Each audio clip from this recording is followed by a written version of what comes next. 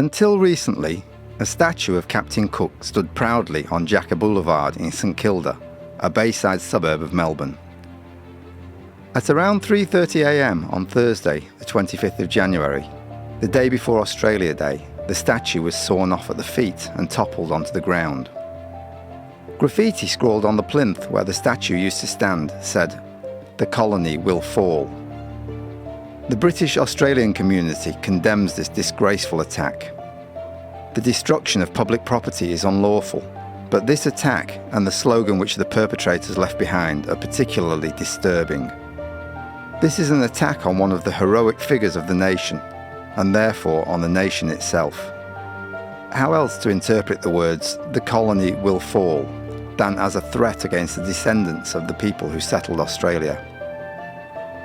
This worldview is commonly espoused by hardcore communists who believe passionately that the White Australia policy was awful and genocidal, but that Marxism-Leninism was moral and righteous. The 100 million rotting corpses left behind by this ideology were an inconvenience to this worldview, which are explained away by persistently poor implementation. The destruction of the statue and the message left behind were clearly a racist attack aimed at white Australians and should be completely unacceptable. Imagine if the same had been done to a statue of Eddie Mabo or Nelson Mandela. It would immediately have been labelled a racist hate crime, which would have been broadcast around the world, whilst the perpetrators would have been hunted down. Why will no one label this latest outrage as a racist hate crime? Why? Because Anglophobia is the only form of racism that is not only allowed, but encouraged by those in power. This hatred is fueled by a dialectic which pretends that white Europeans are always oppressors, whilst non-whites are always victims. This weaponized victimhood has been used to justify the state withdrawing its support for the nation and instead supporting minority interests. Today, in Australia's state and federal parliaments, there are politicians who are unashamedly in favour of Aboriginal group advancement. By contrast, there is not a single politician who advances the interests of British-descended Australians because of the racist stereotype that we've been smeared with.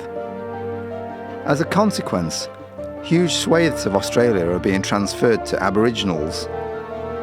As Anglophobic elites gain more and more power, the mask is steadily slipping, and we can imagine a vision of the future they intend for us. It is a future where the persecution of whites will increase, where the current affirmative action and human rights regime will seem like heaven by comparison.